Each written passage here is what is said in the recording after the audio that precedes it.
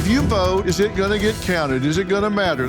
If they can say, my vote's not going to count, I'll stay home. That can affect an election. If the numbers supported what they're alleging, I'd be a cheerleader for them. It happens, and it's a fact. Where's the beef? Where's the evidence? The problem we're trying to solve is to restore voter confidence. As the facts and There the you go truth. again. Ma'am, the facts and the truth. This is what's called my turn.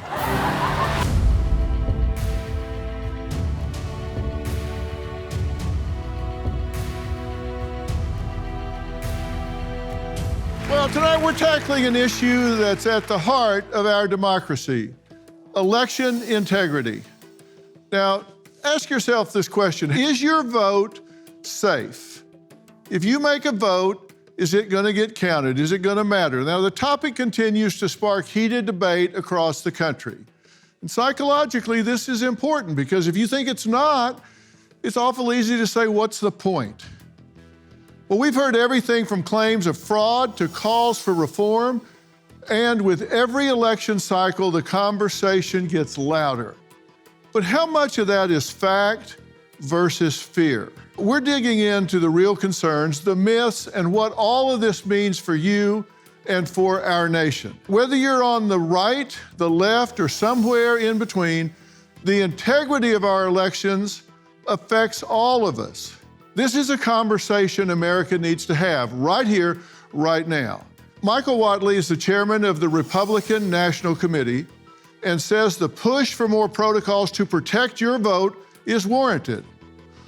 While Mo Vela says, and by the way, he held 2 senior White House roles with Democratic Presidents Clinton and Obama, including advisor to President Joe Biden, and he says our election integrity is no problem. It is totally intact. Take a look.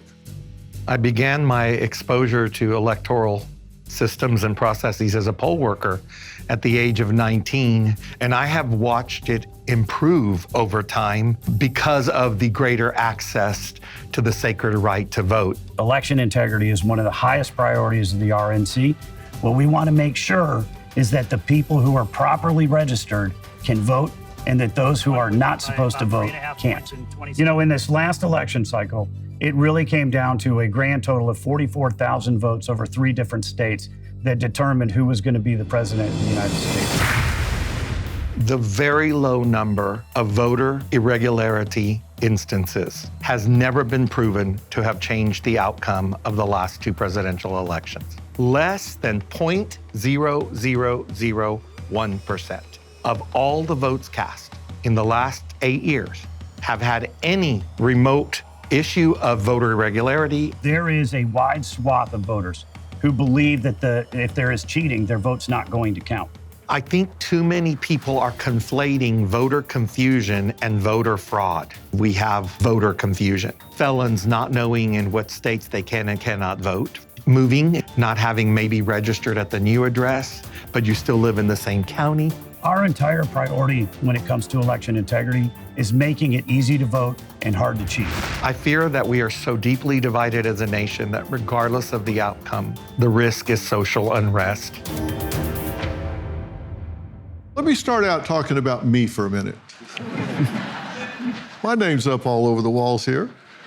Let me tell you what I want. I want us to have a conversation that travels because we have this here on Merit TV. It goes up on FAST channels. It goes up on my YouTube. It goes up on X. It goes everywhere. And I want this to be a conversation that travels and people go, wow, I really learned something from this. I've studied both of you guys really well. I think we can have a coherent conversation that really travels and makes a difference. Now, you say Republicans want to make it easy for people to vote. True? Yes, absolutely. You just want it to be hard to cheat. Absolutely right.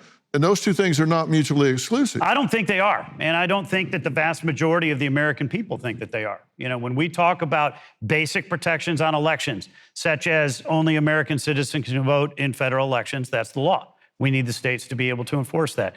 We want voter ID in place. We want to make sure that the states are cleaning up their voter rolls. And in the vast majority of states where we have mail-in balloting, we want basic protections in place. And we want to make sure that we're there with observers whenever votes are cast or counted. You don't disagree with wanting it to be easy to vote and hard to cheat. Absolutely not. I don't know a Democrat, honestly, that doesn't want anybody who's legal and eligible to vote, to have the opportunity to vote. Frankly, Dr. Phil, in my opinion, it's the backbone and foundation of our democracy. Yeah. It's a sacred right.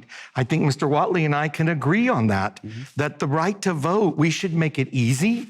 We should make it safe, right? We should make it to where nobody has any doubts about the integrity of their vote. Right now, some studies say as many as 40% have some or more than some doubt about the integrity of the election process. And that's a problem. If the people perceive this as being flaky, we don't want it to be flaky, right? Well, this is one case where perception is not reality, right? We want to create an environment where we need to tone down the rhetoric of fear and raising suspicion. I'm a fourth-generation Texan. You know, we don't play around with BS here in Texas, right?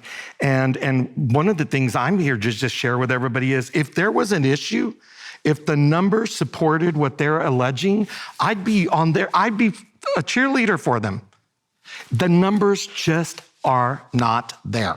They're just not there. You can slice it and dice it any way you want to, but the numbers do not support any symbol or rampant evidence of fraud. But you raise a critical point, which is that there are people who worry about their vote, whether it's going to count, whether there's going to be cheating that's going to affect their vote. And if they can say, my vote's not going to count, I'll stay home, that can affect an election. It certainly can, but you agree that can be a perception, not a reality. Look, we have elections all across this country that are decided by dozens of votes, hundreds of votes, thousands of votes. Right? The last presidential election cycle was decided by 44,000 votes over 3 states. If you have 1% of voters stay home because they don't believe that their vote is going to count fairly, that's a real concern, and it's something that we think is important to address. With all due respect, there wasn't 1%, Mr. Whatley. There just wasn't. In 2020, in the 6 battleground states, you had 0.0001% of any irregularities in the 6 battleground states. You've had the opportunity to litigate that. There were 62 cases filed at the time. 61 of them, there was no findings sustained that there was any kind of material irregularity, let alone fraud. The one case had to do with ballots that were allowed after a postmark date. That was not material. And these were Democratic and Republican judges. Some were Donald Trump appointees. 6 swing states were contested. 2 Supreme Court cases, both lost by the Trump administration. 3 recounts, all reaffirmed Biden, 2 in Georgia and 1 in Wisconsin. 0 electoral votes were gained, and 6 elections have been claimed as being rigged. None of this has been borne out by objective triers of fact. So that should cause people to have a better perception that this is being monitored and everything seems to be okay. And it doesn't mean there aren't irregularities on both sides. Doesn't mean there aren't anecdotal examples of them sending out hundreds or even 1,000 ballots to people that are deceased or whatever, but those get caught later in the system because you don't have any evidence of irregularities that are material to the elections, either side of you, right? Well, what I would say is we do have examples of irregularities that matter, maybe not in the presidential, but in other races down the ticket. We have seen examples of thousands of people who are not citizens of the United States voting in federal elections around the country. We think that that's a problem. What we want to do is, again, go back to having these basic safeguards in place. This is not election denialism. It's not a conspiracy theory. It's we think only American citizens should vote. We think that states should clean up their voter rolls. We should have a voter ID. These are basic premises that the vast majority of Americans, Republican, Democrat, and Independent, all agree with. That's what we're trying to put in place to go forward and assure every voter that their vote is going to count. I have good news, Dr. Phil, for Mr. Whatley and for all of your folks that support your stance. Since 1996, you will, I'm sure, acknowledge, it's illegal for a non-citizen to vote Absolutely. in this country. Yeah. You know, Shakespeare had a play called Much Ado About Nothing. You know, You agree? I just don't understand what all the drama is about. But you agree that non-citizens shouldn't vote. You agree? Absolutely, it's illegal. We should enforce that law, and we are, and the system is working pretty damn well. Yeah. So you So I agree? don't know what all the hoopla is about. Okay, so I'm just trying to see what we agree about. I think we both love our country, don't we, Mr. We Locke? do. Yeah, Okay, and we agree that non-citizens shouldn't vote. absolutely. Yes. I hope we agree on that. Okay. And how do you feel about voter ID? I am okay with voter ID. I'm very centrist. I want it to be easy for people to vote legally. Yeah. Okay? As long as the ID is you have many options for a person, because I don't want a homeless person or a person down on their luck or downtrodden who may not have a driver's license or they can't find their birth certificate. I do want them to have the opportunity to demonstrate that they are a legal citizen of the United States and that they have the right to vote. Listen, if I had to come up with my birth certificate to vote, I couldn't vote. Yeah, I couldn't either. My mother's deceased, and she probably had it in her pocket when we buried her. And I think we do all sorts of things to make it easier for people to vote. We can do the same thing in the ensuing 4 years for people to get an ID that they can use to work, to get paid, to get benefits, to vote, to do all sorts of things. I think we should get everybody an ID. I don't have a problem with that as long as it's done in a fair, respectful manner, treating every human being with dignity. That's all I care about. Couldn't Dignity, agree more. All right, respect. coming up, 2 more guests who will share the stage, but certainly don't necessarily share a campaign ticket. We're going to meet them next. Until Taylor Swift's endorsement, I always have for 30 years claimed that they didn't matter. Celebrity endorsement. Taylor Swift is a phenomenon. When you see 405,000 people use the link that she provided to register to vote within 24 hours, that's what you call moving the dial. If Kid Rock moves you and inspires you, or Hulk Hogan and they inspire you to vote for Donald Trump, you know, knock yourself out. No pun intended. Hi, Dr. Phil. During the 2022 midterm Illinois elections, I was able to see my voting records, and I was shocked to see how my vote had been recorded. What we see here is someone voted in your name for a midterm primary, and then we've got 1, 2, 3 presidential elections. You're saying you did not vote in. I have never voted in a midterm. I have never voted in another presidential election. This is all a lie. Since this happened, I decided that I must get involved. I am now a technical judge for every election, as well as being an appointed precinct committee member. This allows me to spread the word of how important it is that we get out and vote, so this cannot happen to myself or anyone else. That was Tina, who found out someone voted in her name.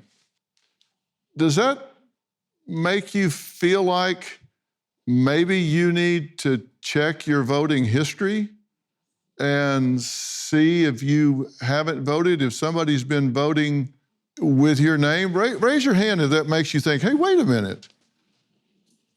Yeah, okay.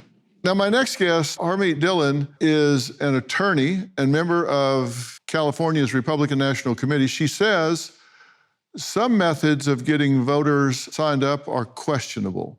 Meanwhile, Raj Goyal, a Democratic strategist from New York, says voter fraud is so rare, there's no need to mandate voter IDs. It is so critical that we have an open and fair election system where citizens feel confident in voting. Voter fraud is definitely an issue. I've personally worked on elections that were decided by fewer than 100 votes. So if that vote is infected by fraudulent votes, it changes the outcome of the election. Widespread voter fraud is an absolute intentional lie. It is a political tactic that for the good of democracy, we should put a stake in its heart because it's just not true. It's a fact. We should not gaslight people by saying that it isn't true. So voter fraud is typically used as a Republican attack on reducing access to the ballot. There are thousands of instances of people who are on the voter rolls who shouldn't be, whose ballots are nonetheless cast. It is a felony to illegally vote in America. And that is a huge disincentive. There's not a damn bit of evidence that anyone wants to commit a felony and go to jail to throw an election for a politician. You feel strongly about that? Well, let's just do a little bit of common sense. This was a great show. Thank you for having me. So you've crossed a river, perhaps. You've risked life and limb. You want to build a better life. We have 2 immigrants on this stage right here. We know about coming over legally. And so you're going to do all of that because you need to make sure that the county clerk, some politician, you need to make sure that guy gets into office. It's just so laughable that somebody is going to risk imprisonment and exposure. And, you know, I have to just say this, it's kind of an elephant in the room. I'm going to have to go there. The reason why that there is a perception of voter fraud is because the other side continues to perpetuate, frankly, let's just call it what it is, a lie about the 2020 election. Mr. Watley said thousands, even said it just 5 minutes ago, thousands of illegals voting. Where's the beef? Where's the evidence? Donald Trump commissioned the Election Integrity Commission when he got elected. It was a joke. It didn't ever meet, it disbanded, and it's just a complete nothing burger. They were 64 cases, they went nowhere. It cost millions of dollars. People's lives were threatened. So this stuff is real. So the reason we've got any questions about the integrity of our vote, we do need one side to stop, and let's work together to get more people to vote. Both sides have talked about election irregularities and integrity over many, many election cycles. So this isn't a 2020 problem. This is an ongoing problem in our country. The Biden administration recently indicted somebody for voting in multiple states and doing that illegally. That is, of course, illegal.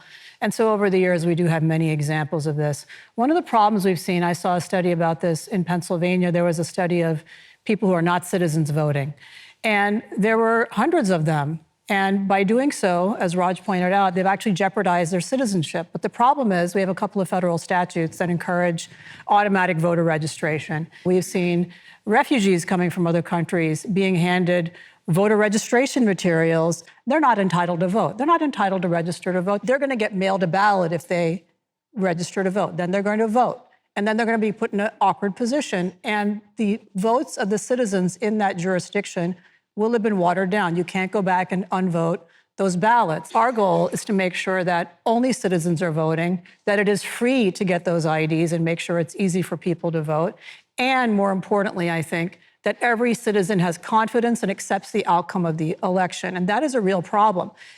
We've seen Democrats refuse to accept the outcome of elections. In fact, the Help America Vote Act was actually passed because of the Democrats not accepting the outcome of the 2000 election. And so, you know, this is a problem for both parties. And so these are problems that we need to constantly be vigilant about. Ma'am, with all due respect, Dr. Phil, I was with Al Gore on the night he conceded that election. Yeah. You have not one example, at least in my lifetime, of any Democratic presidential candidate not graciously, respectfully, and with complete adoration for our democracy in a clean and proper transfer of power. United States senators have refused to accept the outcome of our elections. But ma'am, please don't mislead people. Don't mislead people. My own Senator Dianne Feinstein refused to accept the outcome of an election. So it happens, and it's a fact, and some people are not willing to accept it. Let's really dispense with this both sidesism. As Mo just said, I was in the room when Hillary Clinton conceded, and a lot of people on the left were saying, take it to Trump, dispute this. And she said, listen, fair and square, the 20,000 or so votes in these 3 states, I lost. And Donald Trump, of course, didn't do that. He didn't even participate in the inauguration in January 2021. And now I've got to say, you did a great job, Dr. Phil, but forget actually Dr. Phil, who we all respect here, and forget even those statistics. Here is a report called Lost Not Stolen. These are 8 of the most incredible conservative lawyers in the country. I disagree with them on almost everything. And they went through every single comma of the claims you're making. 300 footnotes in this article, and they said they couldn't find a darn thing that backs up your assertions about what happened in 2020. So the danger here is not, we all want fair elections. Kind of, let's dispense with the theater here. Of course, non-citizens shouldn't vote. Enough of that. We know that. I've been involved in county election processes. I ran for State House. I won. I worked as a progressive Democrat, as a brown guy in Kansas, in a tough Republican area. I worked daily with the Republican county clerk, making sure our rolls were clean, making sure people voted by mail. That's the way it should work. We're all agreed on that. But let's be real about the fact that it is your side that has denied dangerously the outcome of the 2020 election. If there's doubt about this election, it's at your feet.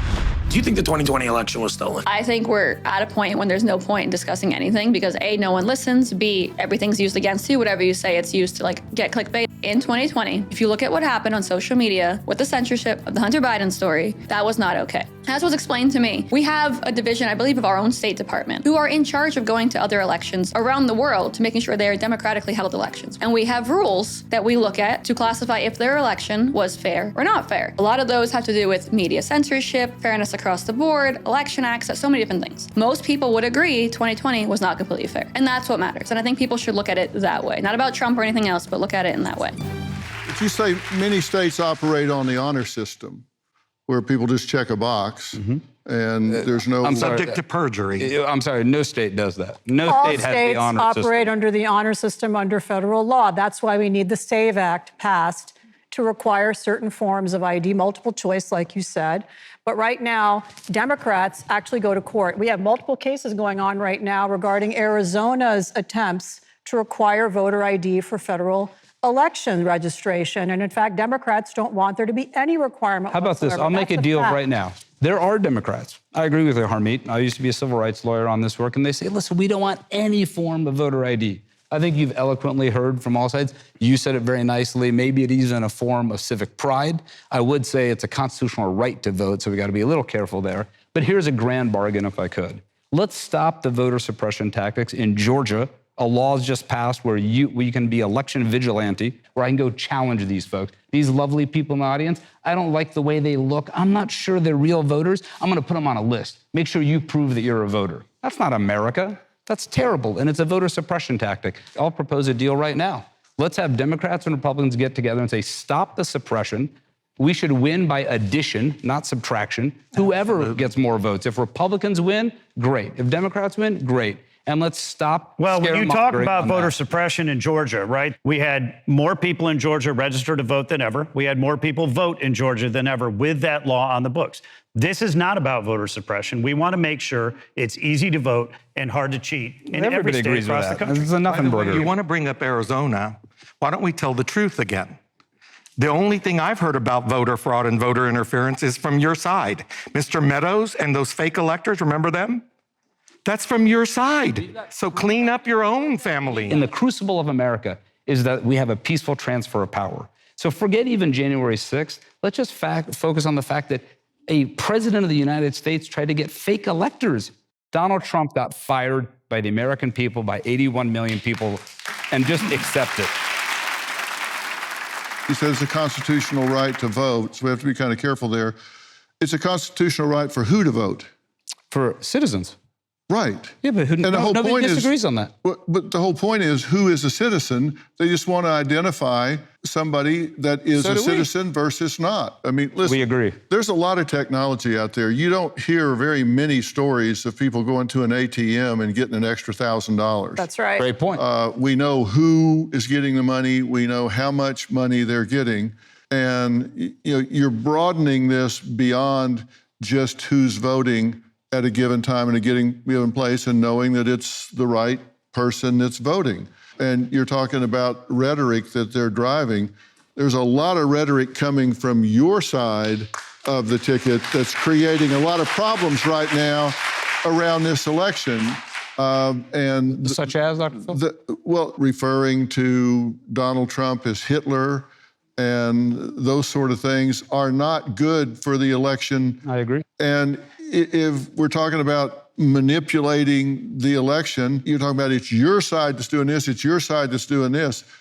It was your side that was going to Meta and controlling what information was flowing to these voters before they went to the polls and decided what they were going to vote. So it doesn't do any good to go finger pointing because it's a pox on both houses. I mean, don't get too high up on the high horse pointing at either side here, because everybody needs to calm down. Both sides have not conducted themselves in a way that lifts America up in the eyes of the world. I'm really concerned about election officials simply ignoring state law as to how elections are meant to be conducted. I think that is the bigger issue that affected the outcome of the 2020 election. In Georgia, election officials refusing to enforce laws that banned ballot harvesting. In Wisconsin, absentee voting being allowed by state officials when it's banned by state law other than for people who are medically incapable of voting in person. It's very important to debunk any notion that there is systemic fraud and that there are forces that go around trying to throw elections. The most important thing we can do for election integrity is to remind the American people every day that the voting system is safe, that it's accurate, and that we need more people to vote, not less. Dr. Phil, I think we can get back to what we came here to talk about. I'd like right? that. Because we need to get back to where we respect each other. Agreed. And where we can look at each other and say, come on, you know, like we say at the dinner table down in South Texas, come on now, that's just not true, right? The problems are small. Let's be honest. The problems are small. Anybody that says they're non-existent is a liar. Well, I agree with that. Look, That's I not think, true. you know, but the problems are small, Mr. Watley. What we just so let's saw. not get all dramatic. Sure. Let's stay calm and let's say, you know what? Let's enforce the laws we have in place. Yep. The good news is that fundamentally our system works. There are 4-step checks and balances process in our electoral system. If it was broken, I tell you from the bottom of my heart, if it was broken, I would admit it. 100%. I would sit right here with Dr. Phil, because he's analyzing the 4 of us right now, by the way. You have no idea. Yes. You have no idea. I'm not going to agree that the problems are small. Just this month, we had the former presidential candidate, Hillary Clinton, say that people should be put in prison and sued if they say misinformation about an election. And I guess she's going to decide what the misinformation is. Under the First Amendment, and I'm a First Amendment lawyer and a civil rights lawyer, we absolutely have the right to question what happens in an election. We have a duty to question it, I think. We have a duty to ask questions.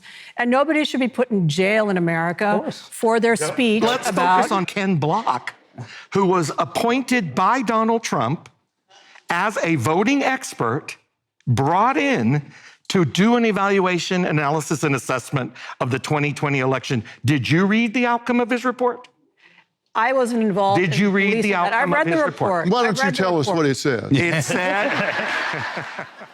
It said all of these allegations are debunked, that there is no evidence of rampant voter fraud or voter irregularity in the 2020. Well, see, that's the difference. This is Donald Trump's voting expert. See, that's the This is qualification your voting of rampant. expert. Every single violation of the law, and there are many documented, decreases the integrity of an election. It decreases the motivation of voters to get out there and vote. I, as a lawyer, and I, as a volunteer who knock on doors, who's run for office myself, I hear it. I've heard it from thousands of Americans. They're concerned about it. It's our duty as lawyers to increase that confidence, not decrease that confidence. But tell them the facts so that they're not scared. We talk about that these irregularities or these concerns that we have are trivial. They're not. They're de minimis. Right. I was a member of the Florida recount legal team for George W. Bush down there. Right. And so we saw that entire election come down to 534 votes. That's right. 537. It matters. And the system worked, Mr. Watley. We also saw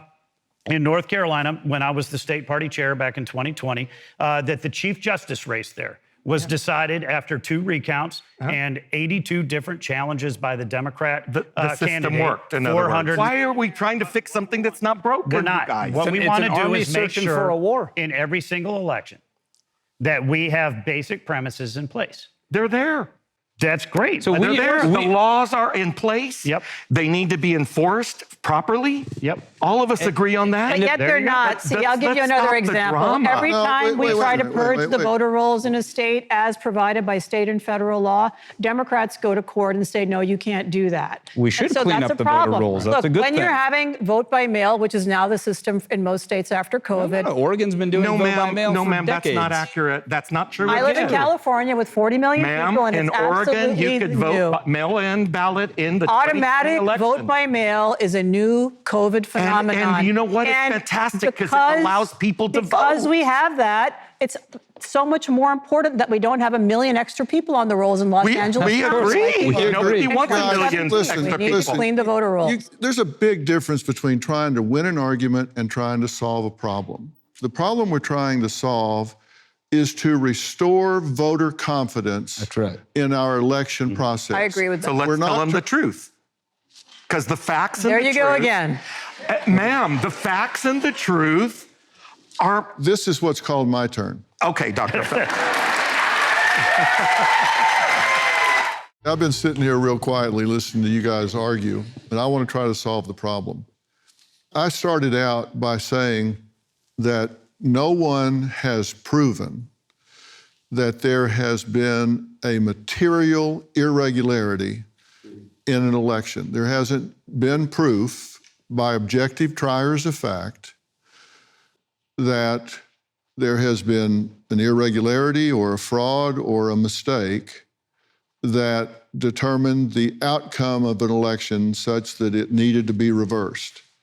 That hasn't occurred on either side. It just hasn't occurred.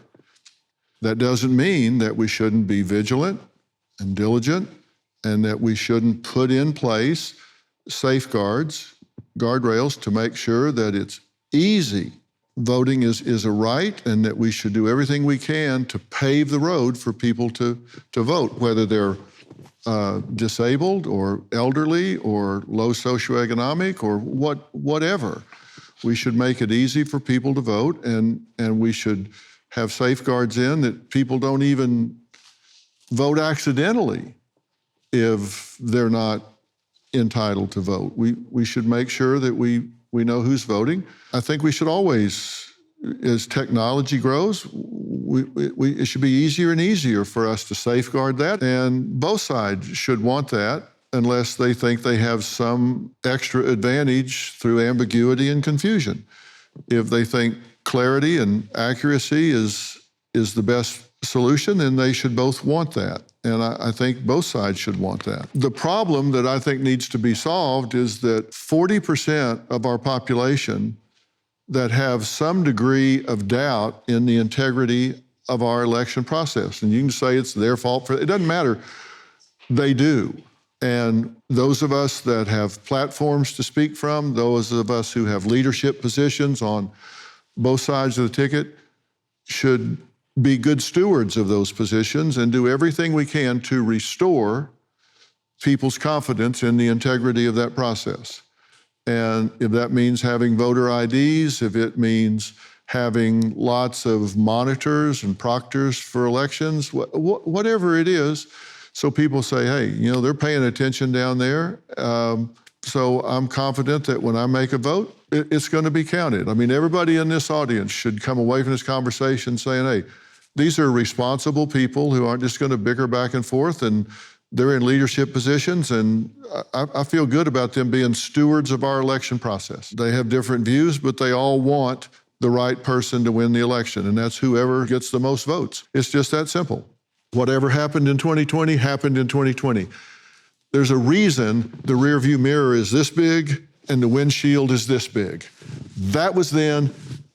It's what's ahead that matters. And we need to go into this election, and we need to do it with integrity and pay attention. If your side wants 165,000 monitors when the counting begins, have 265. If that's what it takes to feel good about it, do it. But when the count comes in, the count comes in. It is what it is. It is what it is, and then let's all decide whoever wins, that's everybody's president, and get behind them and do it. Yep. And on 9/12/2001, we all remember 9/11, but on 9/12, we were all Americans. We were united. That's exactly We were all Americans. I pray to God 9/11 doesn't have to happen again for us to all be Americans. Let's just decide that we can do that. I want to open this up to questions from the audience while I've got this level of expert here. Right here, we'll bring you a mic. Okay, go ahead. Hello, Dr. Phil. My name is Gail. My polling place changed. I've been in Georgia 32 years. It never changed before. Because I checked my mail, I saw that my polling place changed. But suppose I didn't check my mail, and I went to go vote, standing in that long line. And then I get there and I can't vote. I have to go to a different polling place. That's going to be a problem because it just happened in Georgia. Yeah, and that would be really upsetting, I know. But you're right. We need to make sure people know. Say your name and go. Yes, sir. Hey, Dr. Phil, my name is Chase. I just moved to the beautiful state of Texas about a year ago. Thank you. I've yet to vote in person ever in my life. I'm from beautiful Seattle, Washington, where we've had mail-in votes my entire adult life. So regarding the issue that lady brought up in that video is, somebody voted in her place. I probably should know this, but how would somebody, I don't know if anybody knows, how would somebody verify their voting history in any, because you guys mentioned Oregon as well, any mail-in voting state, and that's an issue we may have going forward, especially because you mentioned post-COVID, that's becoming the norm is mail-in votes. How would you verify your voting history when it comes to mail-in votes? Because we don't have in-person polling in Washington State. Yeah, so in every state you have the registrar or the office that runs the election, and you can go check with them, and they'll be able to pull it. So in Texas, that's your county elections office, and go in there, and they would be able to pull that up for you. Fully agree. In fact, when I knocked my 15,000 doors, I think people were shocked. We actually know, we don't know who you voted for, but we know whether you voted. So the data's all there, and you suggest, Dr. Phil, you can go check and just put it into the website and find it. Those of us who are involved in politics, we get lists of that, and the more you vote, the more you're going to hear from us. So watch out. Jamie, you had a comment, right? Mail-in ballots in particular. How do we know if they're going to be delayed and get counted on election day? So you can register under ballot tracks, which is available in many jurisdictions, to get a text message that your ballot was received, that it was opened and counted. But the problem is, and this is a bipartisan. You can also go to the website and check. This is a bipartisan problem. I'll give you an example. There was a recent primary in a red state, and the ballots went from that state to Las Vegas to be processed, and they didn't get back in time. They didn't get counted in time because the inefficiency of our postal system sent the ballots out of that state. So many voters' votes were not counted because of that. In America in 2024, that's a disgrace. That really needs to be improved. We need to fix those problems, right? All right, yes, ma'am, in the back. My daughter moved out of California 15 years ago. She still gets a ballot. I tried for years and years to get her off, and she's not. It's terrible. I have lived in Texas now 2.5 years. I still get a ballot in California. I mean, I've gone to the registrar, I've called, I've gone to voting. Why are we still getting ballots? Well, I'm a California resident, and so that's my confession here. And it does vary by county. So Los Angeles County, dirtiest voter rolls in America, I would argue. And so I have friends who got ballots the same as you're describing. That's a shame. That's a failure by public officials to enforce the law, and we need to hold them accountable, more than vote them out, years, and do a better job than we've done. She still gets one. This is exciting. Another thing we can agree on. that. Purge the rolls. That's right. Purge the rolls. Yeah, That should not happen. Oh, yeah, they don't purge them at all. There was over 1 million in 2017 lawsuit in Los Angeles County alone. All right, we are out of time, so I do have to go. Listen, I really do want to thank the four of you for having I think an intelligent conversation here and a good exchange between the four of you. We need more of this kind of discourse, and I respect the four of y'all for having this kind of thing. So thanks to Michael Watley, Mo Villa, Harmeet Dillon, and Raj Goral. Thank you guys so much. And another big thanks to you for watching. Don't forget to get out and vote on Tuesday, November 5th. Your vote does count. And I always say, it's not just get out and vote. Get out and make an informed vote. That's really important. And that means don't get all of your information from one channel or one place on the internet. Actually move around a little bit. Check and see if everybody's telling the same story. Critical thinking is not used enough these days, so think for yourself. And make sure you do that with your young kids that are just getting to voting age. I get so tired of turning on the television and people telling everybody what to think instead of how to think. That needs to be more popular than what it is. We'll see you next time. Thanks for being here.